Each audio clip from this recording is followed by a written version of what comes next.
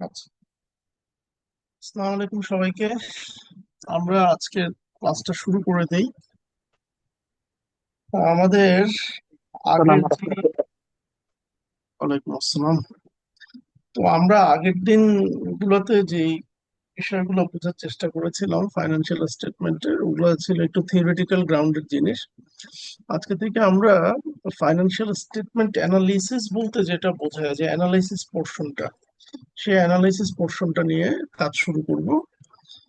আশা করি আপনারা এফোর্ট দিলে দুটো ক্লাসে আমরা শেষ করে ফেলতে পারবো।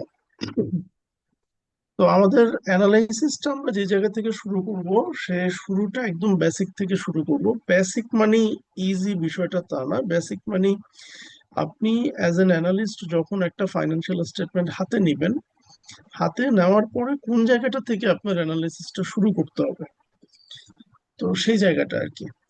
বিকজ আপনারা যদি অ্যানুয়াল রিপোর্ট দেখেন, যে কোনো কোম্পানির অ্যানুয়াল রিপোর্ট, ফাইন্যান্সিয়াল স্টেটমেন্ট, তাদের ইনকাম স্টেটমেন্ট বা তাদের ব্যালেন্স, অনেক আইটেম আছে, একটা দুটো আইটেম না। হ্যাঁ, অনেকগুলো transaction, sales, cost of goods sold, নানান রকমের কম্পেনসেটিং ব্যালেন্স থাকতে পারে। তো বিষয়টা হচ্ছে আমরা যখন অ্যানালাইসিস করব, আমাদের একটা জিনিস বুঝতে হবে, সে বোঝার জিনিসটা হচ্ছে কোন জায়গাটাতে আমরা কতটুকু গুরুত্ব দিব এই রিপোর্টের, কোন জায়গাটা কতটুকু ইম্পর্টেন্স পাবে। প্রত্যেকটা আইটেমে কি আমি ইকুয়াল ইফোর্ট দিব কিনা, বা প্রত্যেকটা ফাইন্যান্সিয়াল স্টেটমেন্টের আইটেমে কি আমি সমান সময় দিব কিনা, তো সেই জায়গাটা খুব ইম্পর্টেন্ট। তো বেসিক অফ অ্যানালাইসিসে আমরা তখন বলি যে না, সব জায়গায় সমান সময় দেওয়ার প্রয়োজন নাই, কিছু কিছু থাকে আমরা বলি ইম্যাটেরিয়াল আইটেম। ইম্যাটেরিয়াল কোনো আইটেম নাই, এটা আপনি ইফোর্ট দিলেও পারেন, না দিলেও পারেন, এতে কোনো একটা ডিফারেন্স তৈরি হয় না। তো জিনিসটা আমরা ফাইন্যান্সিয়াল স্টেটমেন্টকে প্রথমেই যখন হাতে পাই, আমরা সাজেস্ট করি যে আপনি হাতে পাওয়ার সাথে সাথে কমন সাইজিং করে ফেলুন। ডেটাগুলো আপনি যখন ফাইন্যান্সিয়াল স্টেটমেন্টে দেখেন, ওগুলো অ্যাবসোলিউট ফর্মে থাকে। অ্যাবসোলিউট ফর্ম মানে সেলস দেওয়া আছে 532 million, cost of good sales দেওয়া আছে 350 মিলিয়ন, এগুলো সব টাকার অঙ্ক। তো টাকার অঙ্ক দেখলে অনেক সময় বোঝা যায় না যে কোনটার কি অবস্থা। আমরা তখন বলি যে আপনি এটাকে কমন সাইজ করে নিয়ে আসেন। কমন সাইজ মানে যে কোনো একটা আইটেমকে বেস ধরেন, বেস ধরে সেইটার পার্সেন্ট, যেমন আপনি যদি ইনকাম স্টেটমেন্টের কথা ধরেন, তাহলে ইনকাম স্টেটমেন্টে কি হয়, ইনকাম স্টেটমেন্ট শুরু হয় সেলস থেকে। সেলস থেকে শুরু হয়ে আপনি দেখান, সেটা আপনি নেট প্রফিট হিসাবে দেখান, আর না থাকলে আপনি বলেন যে লস। এই তো আইটেম হিসেবে ধরেন। তাহলে আপনাকে দেখতে হবে cost of goods sold sales এর কত পার্সেন্ট, আপনাকে দেখতে হবে অপারেটিং এক্সপেন্স সেলস এর কত পার্সেন্ট, আপনাকে দেখতে হবে ইন্টারেস্ট এক্সপেন্স সেলস এর কত পার্সেন্ট। তার মানে যতগুলা আইটেম আছে, সবগুলো আইটেমকে সেলস এর পার্সেন্টেজ ফর্মে নিয়ে আসা। এখন একটু দেখার বিষয় আছে, খেয়াল করে দেখবেন, আপনি উপর থেকে নিচে আসতেছেন, সেলস থেকে স্টার্ট করে নেট প্রফিট পর্যন্ত যাচ্ছেন স্ট্রেট, একটু লম্বা লাঠির মতো। আমরা এটাকে বলি ভার্টিক্যাল। এই জন্য আমরা কমন সাইজিং এর একটা টেকনিক আমরা বলি you can go for vertical analysis. হ্যাঁ, ব্যালেন্স শিটের ক্ষেত্রে সেটা আপনি টোটাল যে অ্যাসেট সেটাকে আপনি আপনার বেজ আইটেম হিসেবে ধরতে পারেন। আবার অনেকে এটা পছন্দ করে না, অনেকে বলে যে না, হরাইজন্টালি দেখতে চাই। হরাইজন্টালি মানে আমি 2026 সালে আছি, আর 26 সালের অ্যানুয়াল রিপোর্ট তো ম্যাক্সিমাম কোম্পানির আসে নাই, আমরা 25 সালটাকে ধরি। আমি 25 সাল পর্যন্ত অ্যানুয়াল রিপোর্ট আছে আমার কাছে, কিন্তু আমি 2024 না 2022 সালকে আমার বেজ হিসাবে ধরলাম। তার মানে 2022 সালে সেলস কত ছিল সেটাকে 100% ধরে, সেটার আলোকে 22 থেকে 23-এ এটা কি 100% থেকে বেড়েছে না কমেছে? 24 সালে এটা 22 সালের থেকে 100%-এর থেকে বেড়েছে না কমেছে?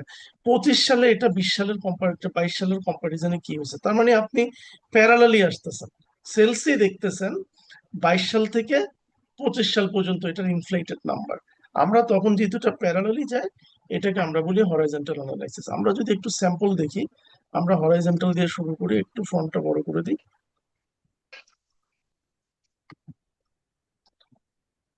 এখানে লক্ষ্য করেন, আহ এটা একটা রিয়েল ডেটা, একটু পুরানো ডেটা আমি নিয়েছি। মেলসার কোম্পানি ইনকাম স্টেটমেন্ট, ওদের December 31 ইয়ার ক্লোজিং বা ইয়ার এন্ডিং, 2007, 2008, 2009, 3 বছরের ডেটা এখানে আছে, ইনকাম স্টেটমেন্ট ডেটা। তো আমরা এখানে যেটা করছি, আমরা 7 সালটা যেহেতু সবচেয়ে পুরানো, আমাদের যে স্যাম্পল আছে সেই স্যাম্পলে সে 7 সালের প্রত্যেকটা আইটেমকে 100% ধরেছে। তার মানে বেস, সেলস থেকে শুরু করে সব দেখেন 100%। এরপরে আমরা কি করলাম, 8 সালের সাথে 7 সালকে কম্পেয়ার করলাম সেলসের। খেয়াল করেন তাহলে 95,000 ডিভাইডেড বাই 91,000 -1।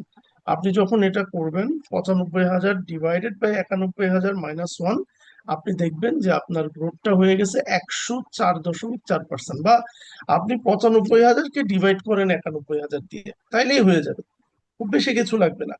হ্যাঁ, 95 ডিভাইডেড বাই 91, খেয়াল করে দেখেন 104.4। তার মানে 7 সালে আপনার বেস ছিল 100%, 8 সালে সে বেসটা 4.4% বেড়েছে, which is a good signal.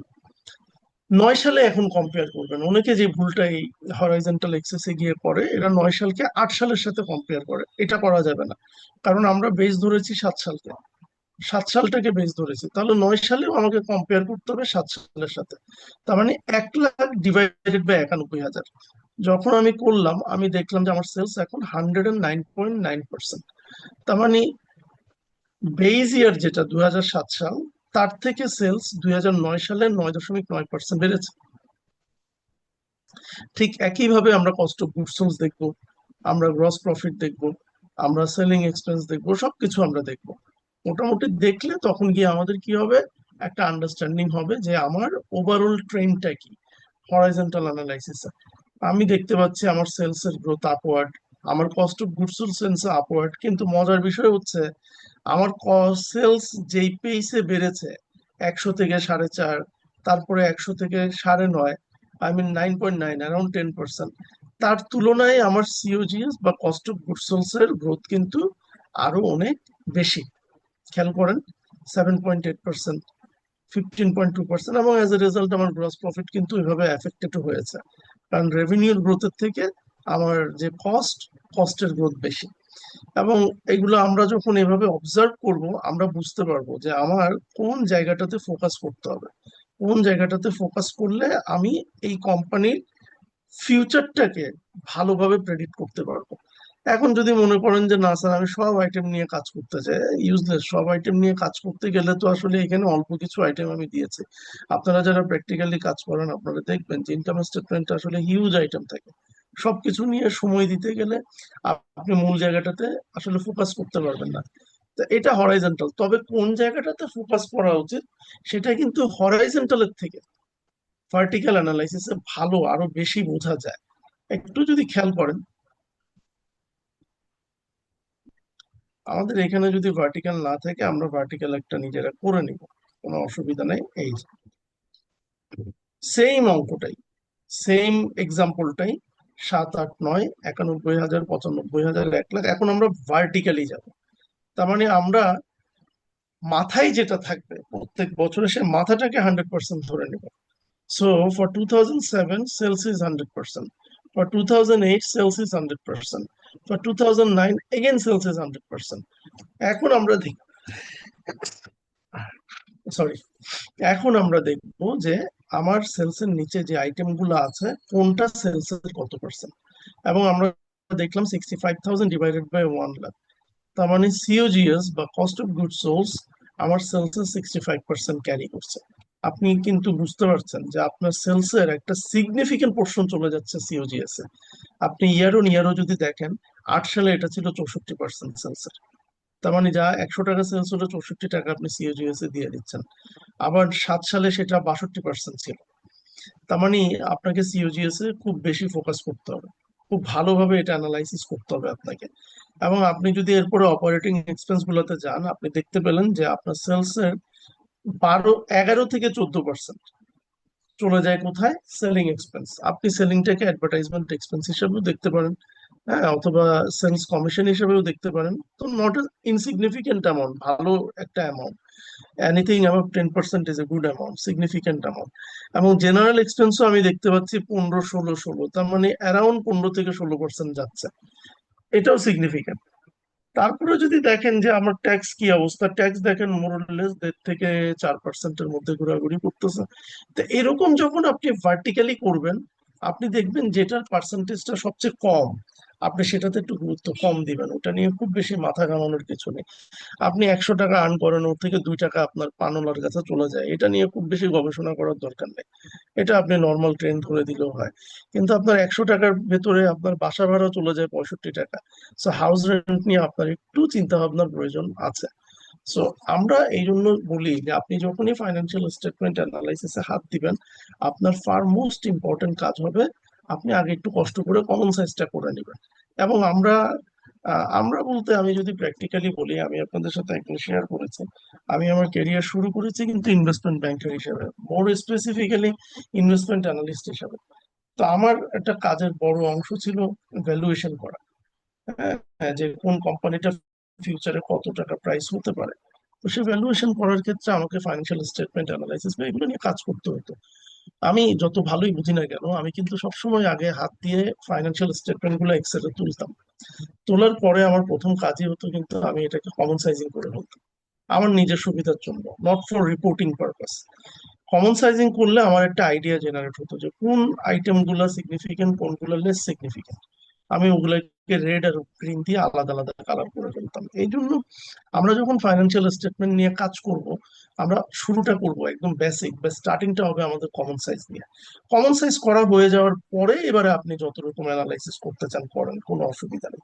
হ্যাঁ, it is up to you, you can do whatever you want. এবং আমরা কমন সাইজ করার পরে আমিও প্র্যাকটিক্যালি যেটা করতাম, রেশিও অ্যানালাইসিস করতাম।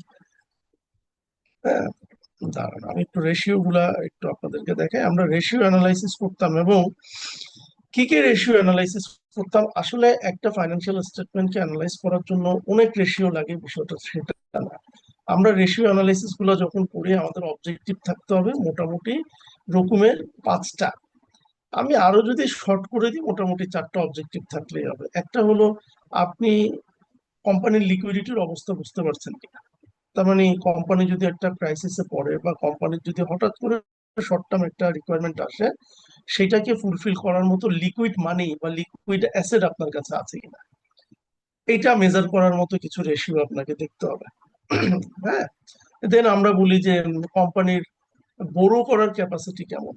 মানে হঠাৎ যদি আমার মনে হয় যে আমি আর লং টার্ম বোরোইং করবো, নট শর্ট টার্ম, আমি লং টার্ম বোরোইং করবো, আমার লং টার্ম কিছু লোন নেওয়া দরকার একটা নতুন প্রজেক্ট, বা আমি আমার ব্রাঞ্চ বড় করছি, আমি আমার বিজনেস এক্সপানশন করতেছি, বা আমি বেশ কিছু মেশিনারি জার্মানি থেকে ইম্পোর্ট করে আনছি, আমার ফাইন্যান্সিং প্রয়োজন। এই লং টার্ম ফাইন্যান্সিং নেওয়ার মতো, বড় করার মতো ক্যাপাসিটি আমার আছে কিনা, সেইটার জন্য কিছু রেশিও আমাদেরকে দেখতে হয়। এটাকে বলা হয় লেভারেজ রেশিও। এবং থার্ড যেটা আমরা বলি, আপনার কোম্পানির প্রফিটেবিলিটির কি অবস্থা। প্রফিটেবিলিটি মানে আপনি কোম্পানি বিজনেস যে করছেন, আপনার আসলে প্রফিট আর্ন করার মতো অ্যাবিলিটি আছে না নাই। এই প্রফিটেবিলিটি কিছু রেশিও আমাদের দেখতে হয়। তার মানে মূলত 3টা জিনিস আমরা দেখছি। একটা হচ্ছে আপনার লিকুইডিটির অবস্থা কি, আপনি চাইলেই হঠাৎ করে প্রয়োজন, এটা আমাদের ব্যক্তি জীবন থেকে যদি চিন্তা করেন যে আপনার যদি হঠাৎ করে একটা ইমার্জেন্সি প্রয়োজন হয়, do you have enough cash to handle or tackle that situation, liquidity. Then আমরা বলি আপনার আর্নিং এর কি অবস্থা, আপনি রেগুলার ফ্লোতে আর্ন করতে পারেন কিনা, that is the profitability issue. And finally, if you need long term borrowing, can you borrow for long term, do you have that capacity, আপনার সেই ক্যাপাসিটি আছে কিনা। এই 3টার বাইরে গিয়ে 4 নম্বর যেটা, সেটাকে আমরা বলি ইনভেস্টর ফোকাস। মানে যারা আপনার কোম্পানির শেয়ার কিনবে, আপনার কোম্পানিটা যদি স্টক মার্কেটে লিস্টেড হয়, যারা আপনার কোম্পানির শেয়ারটা কিনবে, তারা আপনার কোম্পানির লিকুইডিটি, লেভারেজ, প্রফিটেবিলিটি এগুলো তো দেখবে, ঠিক আছে, কিন্তু ইনভেস্টররা স্পেসিফিক কিছু রেশিওতে ফোকাস করে, যেমন price earning ratio, dividend pay out ratio, আপনার রিটেনশন রেশিও, এরকম কিছু রেশিও থাকে যেগুলো দেখে ইনভেস্টররা বোঝার চেষ্টা করে যে এই কোম্পানির প্রাইসের তুলনায় আর্নিংস বেশি না কম, এই কোম্পানির ডিভিডেন্ড পে আউট কেমন করে, নাকি এরা রিটেনশন বেশি করে। তো ওই ইনভেস্টরদেরকে ফোকাস করে কিছু রেশিও আপনাকে ক্যালকুলেট করতে হবে। মোটামুটি এই কয়টা করতে পারলেই কিন্তু আপনি কোম্পানির ফাইন্যান্সিয়াল হেলথ সম্পর্কে একটা এন্ড নোট ক্রিয়েট করতে পারবেন যে হ্যাঁ এর অবস্থা ভালো বা খারাপ। ঠিক আছে, তো আমাদের আজকে আমাদের তার মানে মোটামুটি চারটা সাইডের রেশিও কভার করতে পারলেই হবে। আজকে আমরা লিকুইডিটি থেকে শুরু করব আজকে। হ্যাঁ, তো আজকে আমরা লিকুইডিটি থেকে শুরু করব।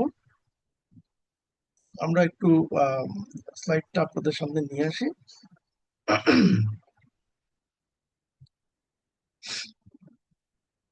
ইন বিটুইন যদি আপনাদের কোনো কুইরি থাকে ফিল ফ্রি টু আস্ক, হ্যাঁ, বা লেকচারের মাঝখানেও যদি কোথাও কোনো কুইরি ফিল হয়, হ্যাঁ, যে কোনো রকমের আপনারা জিজ্ঞেস করবেন অবশ্যই।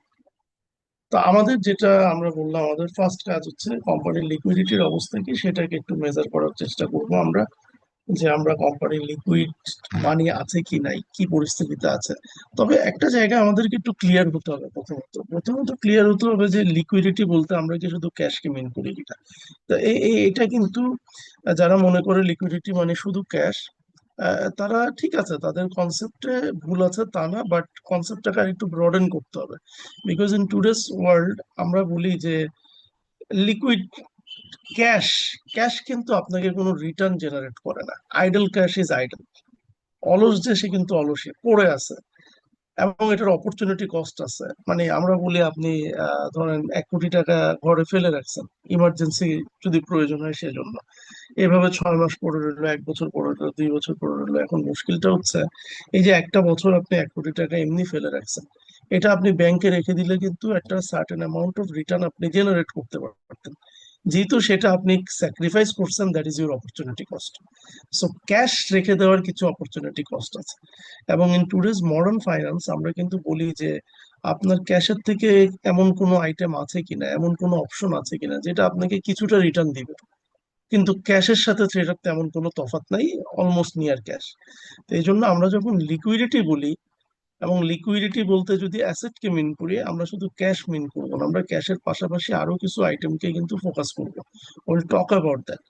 তো আর তার আগে আরেকটু বলে নেই যে লিকুইডিটি অফ, আমরা কিন্তু লিকুইডিটি নিয়ে যখন কথা বলি আমরা শর্ট টার্ম অ্যাসেটকে ফোকাস করি, লং টার্ম না।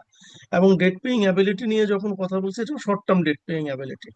যখন লং টার্ম নিয়ে কথা বলবো আমরা লেভারেজ রেশিওতে চলে যাবো। ঠিক আছে, তো short term debt paying ability আপনার আছে কিনা সেটা তো খুব স্বাভাবিক। আপনার শর্ট টার্ম যে ছোট ছোট লোন গুলো আছে, যে ডেট গুলো, যেমন অ্যাকাউন্টস পেয়েবল, আপনি কস্ট অফ গুডস সোলসে কি করেন, র মেটেরিয়াল আপনার ক্লায়েন্টের থেকে কিনে নিয়ে আসছেন, কেউ তো ক্যাশে আনে না। In today's world it is actual accounting. আমরা আনি, আমরা বলি 3 মাস পরে বা 6 মাস পরে আপনাকে পেমেন্ট করতে। তো এটা কিন্তু একটা শর্ট টার্ম ডেট, এবং এই শর্ট টার্ম ডেটটাকে পে করার মতো অ্যাবিলিটি আপনার আছে কিনা সেটা আমরা দেখি আমাদের শর্ট টার্ম অ্যাসেট কি কি আছে। তো যদি short term asset short term লায়াবিলিটির সাথে ম্যাচ করতে পারি, আমরা বলি যে yes we are in good position. তো তার মানে আমরা মূলত লিকুইডিটি নিয়ে যখন কাজ করব, আমরা short term asset, short term liability নিয়েই কিন্তু মূলত কাজ করব। তবে মনে রাখবেন, যেই কোম্পানি তার short term debt paying ability ভালো না, তার কিন্তু লং টার্ম ডেট পেইং অ্যাবিলিটিও ভালো হবে না, এটা খুব স্বাভাবিক ব্যাপার। বিকজ আপনি শর্ট টার্মের ডেট পে করার মতো ইনাফ ক্যাশ বা ইনাফ লিকুইড অ্যাসেট বিয়ার করতে পারেন না। How can you bear the long term debt pay? এটা পসিবল না। এবং আরেকটা মিসপারসেপশন আছে, আমি শুরুতে এগুলো একটু বলে নিচ্ছি যা যা আমার মনে পড়ে। হ্যাঁ, এগুলো তো আসলে রিয়েল ওয়ার্ল্ডের আপনারাও রিয়েল ওয়ার্ল্ডের প্র্যাকটিশনার। তো যেটা বলতে চাচ্ছিলাম যে আচ্ছা, অনেকে প্রফিটেবিলিটি দেখে যে স্যার আমার কোম্পানির নেট প্রফিট অনেক ভালো, তার মানে আমি, আমার জন্য শর্ট টার্ম ডেট পে করা কোনো ব্যাপারই না। এটা আরেকটা মিথ। মিথ মানে কিন্তু ভুল ধারণা, ভুল একটা অ্যাজাম্পশন। বিকজ আপনি যখন শর্ট টার্ম, আপনি যখন নেট প্রফিট দেখেন, এটা অ্যাকচুয়াল বেসিস অ্যাকাউন্টিং কিন্তু। আপনি সেলস যা দেখাচ্ছেন, সেলসে আছে ওগুলো কিন্তু বাকিতে ম্যাক্সিমাম, ক্যাশ কিন্তু না, তাই না? তো তাহলে দিন শেষে যে নেট প্রফিট আপনি দেখতেছেন, সে নেট প্রফিট বিভিন্ন ভাবেই বাড়ানো যায়। তার মানে এই না যে এই টাকাটা আপনার কাছে ক্যাশ আছে এবং এটা দিয়ে আপনি শর্ট টার্ম অব্লিগেশন ফুলফিল করতে পারবেন। এরকম বহু কেস আছে, কোম্পানির নেট প্রফিট খুব ভালো, বছর বছর ভালো নেট প্রফিট জেনারেট করছে, কিন্তু হঠাৎ করে শর্ট টার্ম ডেটের অব্লিগেশন তারা ফুলফিল করতে পারে না, এন্ড দ্য কোম্পানি বিকাম ব্যাংক্রাপ্ট হয়ে গেছে। হ্যাঁ, তো পিপল গট কনফিউজ যে এত ভালো নেট প্রফিট দেখলাম, ওরা শর্ট টার্ম ডেট পে করতে পারলো না বিকজ ইস্যুটা প্রফিটের সাথে লিঙ্ক না। ইস্যুটা হচ্ছে আপনি ক্যাশ এন্ড ক্যাশ ইকুইভ্যালেন্ট, আপনার কারেন্ট অ্যাসেট আপনি কিভাবে মেনটেন করেন সেটার সাথে। আবার অনেক কোম্পানি আছে লস মেকিং, বাট ওদের ক্যাশ ম্যানেজমেন্ট ভালো, ওদের ওয়ার্কিং ক্যাপিটাল ম্যানেজমেন্ট ভালো, অ্যাজ এ রেজাল্ট ওরা কিন্তু শর্ট টার্ম ডেটকে অব্লিগেশন গুলোকে ফুলফিল করতে পারে। সো নেট প্রফিট দিয়ে কখনো একটা কোম্পানির লিকুইডিটি মেজার করা যাবে না। ঠিক আছে, তা আমরা এখন একটু যদি বলি যে আমরা বলছিলাম যে মূলত ডেট লিকুইডিটি বলতে আমরা short term asset short term liability দুটো জায়গাতেই ফোকাস করবো। তো আমরা যখন short term asset short term liability দুটো জায়গায় ফোকাস করবো, শর্ট টার্ম অ্যাসেট বলতে আমরা কারেন্ট অ্যাসেটকে মিন করি। আপনি ব্যালেন্স শিটে যদি যান, ওখানে শর্ট টার্ম অ্যাসেট আসলে কি, ওখানে অ্যাসেট আছেই দুই রকমের, হয় ফিক্সড অ্যাসেট নয়তো কারেন্ট অ্যাসেট। তো যেগুলোকে আমরা ফিক্সড অ্যাসেট বলি ওগুলো আসলে লং টার্ম অ্যাসেট। তো আমাদের কারেন্ট অ্যাসেটটাই আমাদের শর্ট টার্ম অ্যাসেট। এবং কারেন্ট অ্যাসেটে কি কি থাকে, টিপিক্যাল এক্সাম্পল গুলো যদি দেখেন, ক্যাশ থাকে, অ্যাকাউন্টস রিসিভেবল থাকে, প্রিপেমেন্টস থাকে, যেটা আমরা বলি অগ্রিম, অগ্রিম যদি কিছু দিয়ে থাকেন, মোস্টলি ইন্স্যুরেন্সের পেমেন্ট আমরা প্রিপেমেন্ট করে থাকি। আচ্ছা, মার্কেটেবল সিকিউরিটিস থাকে, that is very crucial, marketable securities. আর কি থাকে, ইনভেন্টরি থাকে। তো এগুলাকেই কিন্তু আমরা মূলত মিন করি আমার কারেন্ট অ্যাসেট, এবং এগুলার আলোকেই কিন্তু আমরা বলি যে হ্যাঁ, আমি আমার শর্ট টার্ম অব্লিগেশন আসলে এগুলা দিয়ে আমি আই ক্যান ফুলফিল। এখন প্রশ্নটা হচ্ছে যে স্যার, এগুলাকে আমি কেন বলতেছি যে আমার কারেন্ট অ্যাসেট? রিজনটা সিম্পল স্যার, কারেন্ট অ্যাসেটের দুইটা নেচার থাকবে। একটা হচ্ছে এটা already in the form of cash থাকবে, লেখা আছে আপনাদের দেখার সুবিধার জন্য, it is already in the form of cash, ক্যাশের ফর্মেই আছে, যেমন ক্যাশ। অথবা will be realised in cash, মানে খুব শীঘ্রই এটা ক্যাশে রিয়েলাইজ হয়ে যাবে। ঠিক আছে, অথবা conserve the use of cash within the operating cycle or 1 ইয়ার, মানে আপনার যে অপারেটিং সাইকেল বলতে আমি একটু দেখাই দিই আপনাদেরকে। আপনি র মেটেরিয়াল কিনছেন, ওটা থেকে প্রোডাক্ট তৈরি করছেন, ওটা কাস্টমারের কাছে সেল করছেন, দেন ওটা থেকে যে অ্যাকাউন্টস রিসিভেবল হচ্ছে ওটা থেকে ক্যাশ কালেক্ট করতেছেন। তার মানে র মেটেরিয়াল কেনা থেকে ওটাকে সেল করে ক্যাশ কালেক্ট করা যে প্রসেসটা, এটাই আপনার অপারেশন সাইকেল। তো আপনার অপারেটিং সাইকেল আর 1 বছরের মধ্যে যেটা লঙ্গার, এর ভিতরেই আপনি ওই ক্যাশটা আচ্ছা, আমি একটু ব্রেক, 2টা মিনিট আসছি। হ্যাঁ, সরি।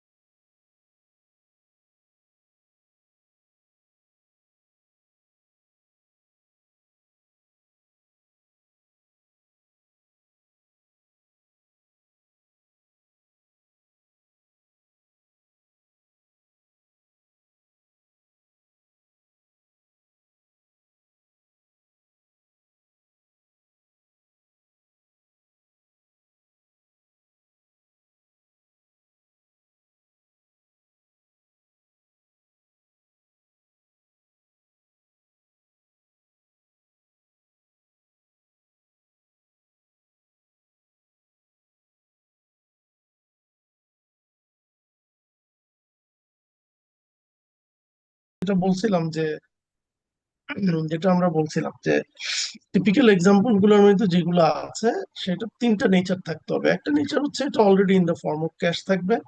সো যেটা already in the form of cash থাকবে ওইটাকে তো আপনি অবশ্যই বলবেন যে হ্যাঁ এটা কারেন্ট আছে।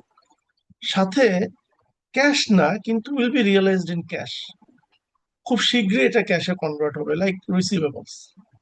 হ্যাঁ, অ্যাকাউন্টস রিসিভেবল কিন্তু এরকম হওয়া যাবে না যে স্যার আমার এই সাইকেলে এটা রিসিভেবল ক্যাশে কনভার্ট হবে না, এটা হইতে হইতে স্যার 365 দিন প্লাস হয়ে যাবে, তাহলে কিন্তু এটাকে আবার কারেন্ট অ্যাসেটের নেচার আপনি ফেলতে পারবেন না। So it has to B converted in cash within the operating cycle or within the 1 year cycle, যেটা লঙ্গার আর কি আপনার, সেটার স্যার ভেতরে। এখানে তো শর্ট টার্ম স্যার ইনভেস্টও আসবে স্যার। হ্যাঁ, আসবে, অবশ্যই আসবে।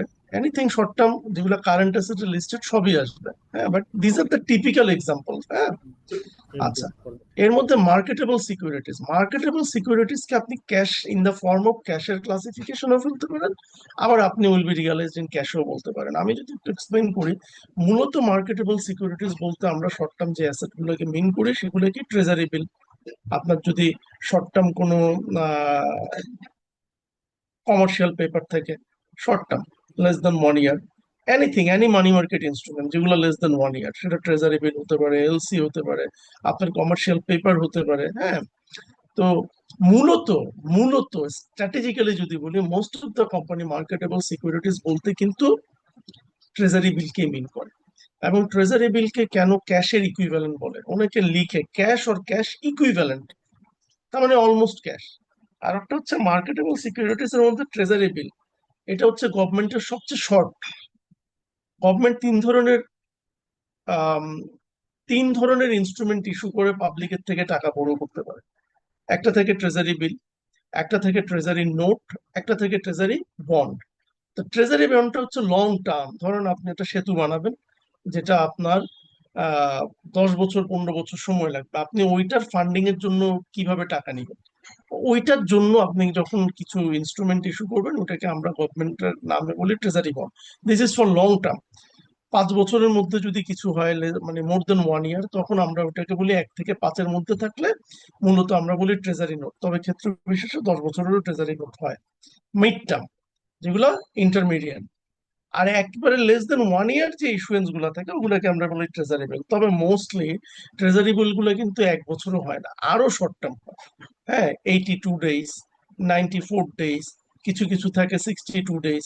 তার মানে খেয়াল করে দেখেন, 3 মাস থেকে 4 মাস 6 মাসের মধ্যেই কিন্তু ট্রেজারি বিলটা।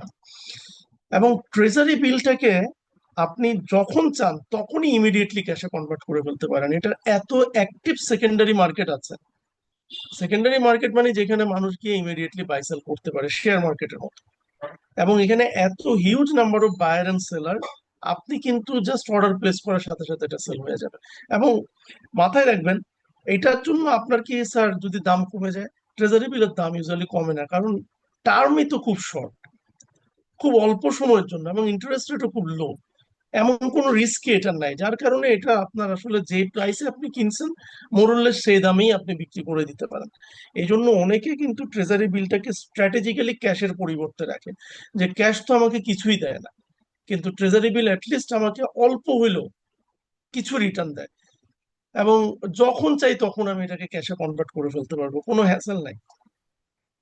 এবং আপনারা রিস্ক ফ্রি রেট বলতে যে রেটটাকে দেখেন, রিস্ক ফ্রি বলে তো আসলে ইকোনমিতে কিছু নাই।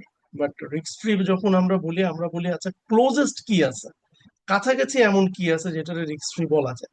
Treasury bill is the only one. কারণটা কি? কারণ এটার কোনো ম্যাচুরিটি রিস্ক নেই। 60 দিন 90 দিনের জিনিস, এটার ম্যাচুরিটি রিস্ক কি আছে বলেন? আমরা আজকে থেকে 90 দিন 30 দিন অ্যানালিস্টরা প্রেডিক্ট করতেই পারি। আমি প্রেডিক্ট করে বলতে পারবো আপনাকে যে আগামী 90 দিনের মধ্যে মার্কেটের ইন্টারেস্ট রেট কতটুকু বাড়বে কমবে। এতটুকু প্রেডিকশন অ্যানালিস্টরা করতে পারে। সো তার মানে ম্যাচুরিটি খুব শর্ট হওয়ার কারণে ট্রেজারি বিলের ম্যাচুরিটি রিস্ক বলে কিছু নাই বললেই চলে। এটা ডিফল্ট রিস্ক নাই, কারণ গভর্নমেন্ট নিজে ইস্যু করতেছে। এবং মাথায় রাখবেন, গভর্নমেন্ট ইস্যু করলেই কি স্যার রিস্ক ফ্রি হয়ে যায়? না, গভর্নমেন্ট ইস্যু করলে রিস্ক ফ্রি হয় না, কিন্তু এটা রিস্ক ফ্রি কারণ গভর্নমেন্ট চাইলে টাকা ছাপাইতে পারে। সো আপনার যদি কোনো কারণে এটা ডিফল্টের পর্যায়েও যায়, গভর্নমেন্ট প্রয়োজনে টাকা ছাপিয়ে হলেও আপনার টাকা পেমেন্ট করবে। সো ওই অ্যাঙ্গেল থেকে বলা হয় যে এটা ডিফল্ট রিস্কও নাই। তাহলে এটা লিকুইডিটি রিস্ক আছে? লিকুইডিটি রিস্কও নাই। একটু আগে আমরা বলছি আপনি যখন চান, যেই মুহূর্তে চান, এটাকে সেকেন্ডারি মার্কেটে গেলেই সেল করে আপনার টাকা আপনি নিয়ে নিতে পারবেন। তার মানে এটা ডিফল্ট রিস্ক নাই, এটা লিকুইডিটি রিস্ক নাই, এটার ম্যাচুরিটি রিস্ক খুবই insignificant. So technically speaking it is almost close two risk free. তো এই জন্য মার্কেটেবল সিকিউরিটিস কে কিন্তু রিস্ক ফ্রি রিটার্নের যে অল্টারনেটিভ সেটা হিসেবে দেখা হয়। আর স্বাভাবিকভাবেই একটা ইনভেস্টমেন্ট যখন রিস্ক ফ্রি হয়, ওটার রিটার্নও খুব কম হবে, বিকজ ফাইন্যান্সের বেসিক কথাই হচ্ছে high risk high return, low risk low return. আর রিস্ক যদি একদমই না থাকে, তাহলে আপনি রিটার্ন বলতে যেটা পাবেন সেটা মূলত ইনফ্লেশনের কারণে যে রিটার্নটা আপনি চাইতে পারেন সেটা পাবেন। আর ইকোনমিতে রিয়েল রিটার্ন যেটা, সেটা ধরেন আরেক আলোচনা, খুবই low return but still better than cash, কারণ ক্যাশ আপনাকে কোনো রিটার্নই দিবে না। তো এইগুলাই মূলত আমাদের কারেন্ট অ্যাসেট। তবে আমরা যখন রেশিও অ্যানালাইসিস করব, তখন রেশিও অ্যানালাইসিস করতে গেলে কিন্তু এগুলো নিয়ে ক্রিটিসিজমের জায়গা আছে, এবং আমি যেটা করব আপনাদেরকে যখন আলোচনায় নিয়ে যাব এটা নিয়ে আমরা ক্রিটিসিজমে যাব। তাহলে আমরা মোটামুটি কারেন্ট অ্যাসেট এগুলো জানলাম। এখন যে জায়গাটা আমরা একটু দেখবো যে ওয়ান বাই ওয়ান যদি আমরা অ্যাসেট গুলা নিয়ে কথা বলি, ক্যাশ। ক্যাশ নিয়ে আমি অলরেডি আপনাদেরকে বলছি, ক্যাশ নিয়ে খুব বেশি আলোচনার কিছু নাই। তবে রিপোর্টিং স্ট্যান্ডার্ড নিয়ে যদি কথা বলেন, ক্যাশ দুই রকমের হয়। ক্যাশ কিছু থাকে আনরেস্ট্রিক্টেড, কিছু ক্যাশ থাকে রেস্ট্রিক্টেড। এখন আপনার যদি এমন ক্যাশ থাকে যে স্যার এই ক্যাশ আমি 10 লাখ রিপোর্ট করতেছি, বাট এই 10 লাখের মধ্যে 5 লাখ অমুক ক্লায়েন্টের জন্য রেস্ট্রিক্ট করে রাখছে, তার মানে এইটা শুধুমাত্র অমুককেই দেওয়া যাবে, এটা আর কাউকে দেওয়া যাবে না। তো অ্যাকাউন্টিং রুলস বা স্ট্যান্ডার্ড বা ইথিক্স বলে যেই ক্যাশটা রেস্ট্রিক্টেড সেটাকে আপনি কারেন্ট অ্যাসেট হিসেবে না দেখানোই ভালো। কেন? কারণ এটা তো আপনি জেনারেল সব রকম ক্লেমের জন্য দিতে পারবেন না। আমরা লিকুইডিটি বলতে আসলে কি মিন করি? লিকুইডিটি মিন করি যে আমার জেনারেল যে কোনো শর্ট টার্ম ক্লেম আসলে আমি টাকাটা দিয়ে দিব। বাট আপনি তো এটা রেস্ট্রিক্ট করে দিয়েছেন মিস্টার এক্স এর জন্য। এখন Y Z A B C D আসলে তাদেরকে দিতে পারছেন না, তাহলে এটা তো আপনার লিকুইডিটির মেজারমেন্টে না আসাটাই ওয়াইজ। তো আমরা বলি যে আপনি তারপরেও যদি চান কারেন্ট হিসেবে রিপোর্ট করতে পারেন, বাট এটা ডিসক্লোজ করতে হবে। ডিসক্লোজার দিয়ে দিতে হবে যে ভাই এর মধ্যে এত টাকা কিন্তু রেস্ট্রিক্টেড ক্যাশ। তাহলে যারা অ্যানালিস্ট বা যারা ইনভেস্টর তারা দেখে যেন বুঝতে পারে যে এই ক্যাশের কতটুকু আমার কাজে লাগবে আর কতটুকু আসলে আমার জন্য না, it is for some specific group of people. হ্যাঁ। আর যখন অ্যানালাইসিস করবেন, রেশিও ক্যালকুলেট করবেন, ক্যাশ যেখানে যেখানে লাগবে আমরা বলি eliminate the cash and related liability arises from the cash. ওই ক্যাশ যেটা রেস্ট্রিক্টেড ওইটাও বাদ দিয়ে দিবেন ক্যাশ থেকে, কারেন্ট অ্যাসেট থেকে, এবং ওইটার থেকে যে কারেন্ট লায়াবিলিটি ক্রিয়েট হয়েছে সেটাও বাদ দিয়ে দিবেন। দুটোকেই বাদ দিয়ে দিতে হবে, কারণ প্রত্যেকটা ট্রানজেকশনেরই তো একটা ডেবিট আর একটা ক্রেডিট থাকে। তো আপনি ক্যাশ যেহেতু পাইছেন সেটার এগেনস্টে তো কিছু ক্রেডিট হয়েছেই, ডেবিটের এগেনস্টে ক্রেডিট যেটা ছিল সেটাকেও আপনি ওই পরিমাণ ক্যাশের জন্য মাইনাস করে নিতে হবে।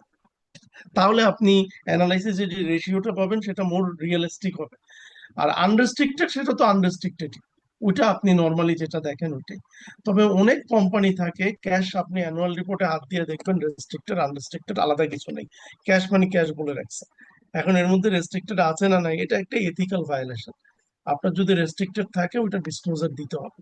আপনি যেভাবে দেন, আপনি ফুট নোটে দেন, আপনি ফুট নোটে না দিতে চাইলে আপনি নোটসে দিয়ে দেন, কোথাও না কোথাও আপনাকে ডিসক্লোজার দেওয়াটা এথিক্যাল স্ট্যান্ডার্ড মেনটেন করে।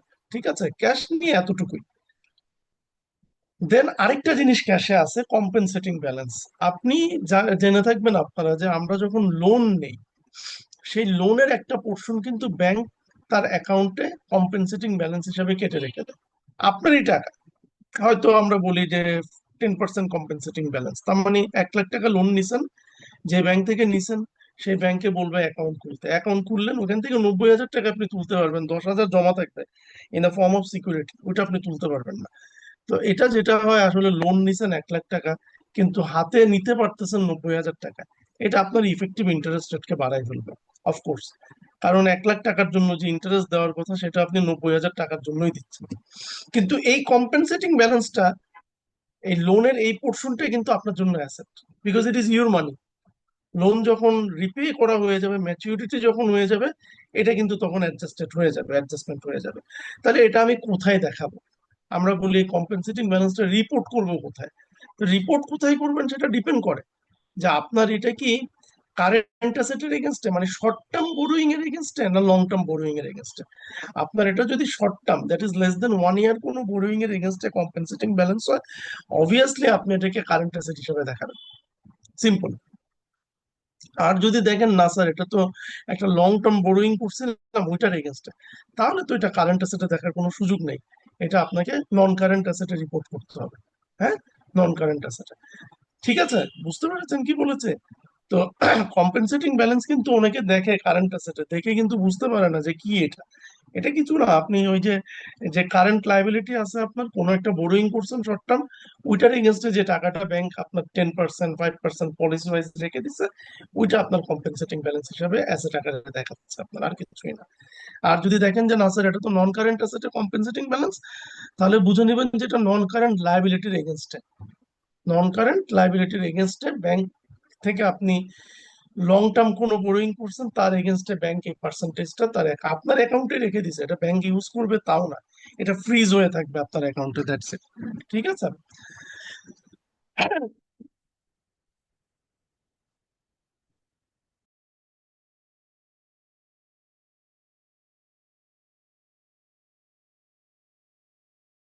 কারণ মিউট হয়ে গেছে। মিউট করছে আমার ভয়েসটা একটু, এই জন্য মাঝখানে একটু ইয়ে হয়ে গেছে একটু।